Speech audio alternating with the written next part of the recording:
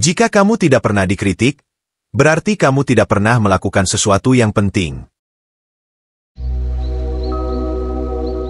Sejak kecil, kita diajari untuk jadi baik, ramah, sopan, nurut, jangan bikin ribut.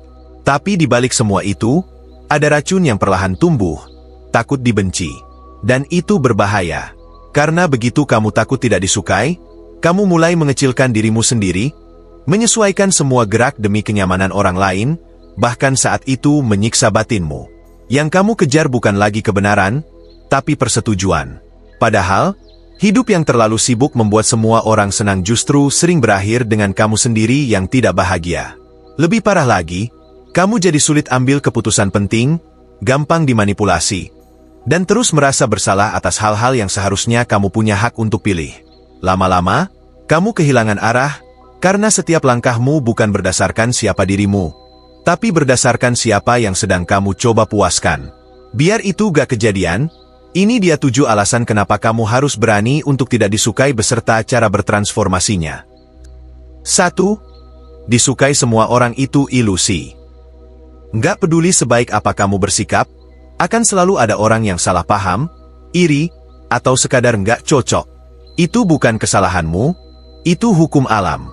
Tapi banyak orang memaksakan diri jadi versi yang bisa diterima semua pihak, dan ujungnya justru kehilangan jati diri.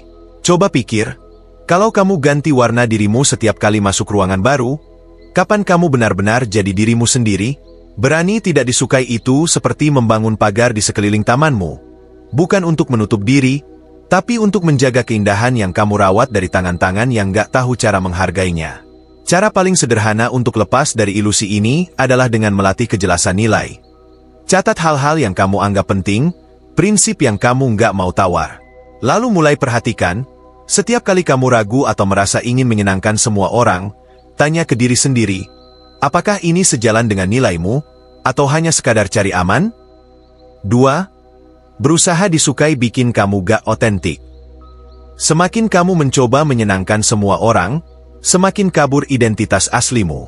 Kamu mulai menyensor opini sendiri, menahan ide, bahkan pura-pura setuju hanya supaya dianggap baik. Lama-lama, kamu nggak tahu lagi mana dirimu yang asli dan mana topeng sosial yang kamu kenakan setiap hari. Akibatnya, hubungan yang kamu bangun pun jadi rapuh. Karena yang mereka suka bukan dirimu, tapi versi editanmu. Cara mengatasinya adalah dengan latihan berkata jujur dalam hal-hal kecil. Mulai dari bilang, enggak, kalau memang enggak sanggup, sampai menyampaikan ketidaksetujuan dengan tenang tanpa merasa bersalah. Jangan buru-buru menyamakan pendapat hanya demi keharmonisan palsu. Justru ketika kamu bisa jujur, orang yang tepat akan tetap tinggal, dan kamu enggak perlu lagi merasa sendirian di tengah keramaian. 3. Tidak disukai itu bagian dari pendewasaan. Berani tidak disukai berarti berani keluar dari zona nyaman. Kamu harus siap menghadapi risiko ditolak, dicemooh, bahkan dikucilkan. Tapi disitulah letak keajaibannya, proses itu memaksa kamu untuk tumbuh. Bayangkan pohon yang akarnya dipaksa menembus batu keras. Itulah kamu ketika berani berdiri dengan keyakinan sendiri meski banyak yang menentang. Orang yang selalu ingin disukai justru sering stuck di tempat yang sama, takut bergerak karena takut kehilangan penerimaan. Jadi, jangan takut untuk jadi, berbeda, dan rela, tidak disukai, jika itu artinya kamu sedang berkembang.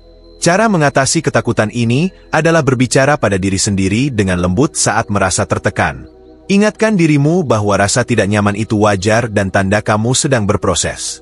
Dengan begitu, kamu bisa lebih percaya diri melangkah meski tahu tidak semua orang akan menyukaimu. 4. Orang yang menyerangmu adalah cermin terbaik. Kita sering menganggap kritik atau ketidaksukaan orang sebagai kebencian. Padahal, kadang itu justru bahan mentah untuk pertumbuhan. Orang yang tidak suka kamu sering menunjukkan hal yang kamu belum sadar. Cara bicaramu, batasmu, bahkan caramu bereaksi. Tentu, nggak semua kritik valid, tapi kalau kamu cukup berani untuk menahan sakitnya dan menelusuri isinya, kamu bisa temukan emas tersembunyi di dalamnya. Anehnya, orang yang paling kamu benci komentarnya, justru kadang jadi guru tak resmi dalam perjalananmu jadi versi yang lebih kuat dan jujur. Cara mengatasinya bukan dengan membalas atau membungkam mereka, tapi dengan memfilter. Coba pakai prinsip ini, Ambil yang logis, buang yang personal. Kalau ada kritik yang menyentil perasaanmu, jangan buru-buru bereaksi. Dan yang paling penting, evaluasi diri secukupnya, tapi jangan sampai membuatmu meragukan nilai dirimu secara total. Kamu bukan definisi dari komentar orang. Kamu adalah definisi dari caramu menanggapi komentar itu. 5. Tidak semua kritik harus dipedulikan. Ketika kamu mulai berani tidak disukai, kamu akan lebih sering mendapat kritik, baik yang membangun maupun yang asal-asalan. Tapi penting untuk tahu bahwa tidak semua kritik itu pantas kamu dengar atau kamu jawab. Banyak kritik yang sebenarnya bukan tentang kamu, tapi soal masalah pribadi si pengkritik, iri hati, atau sekadar kebiasaan buruk mereka.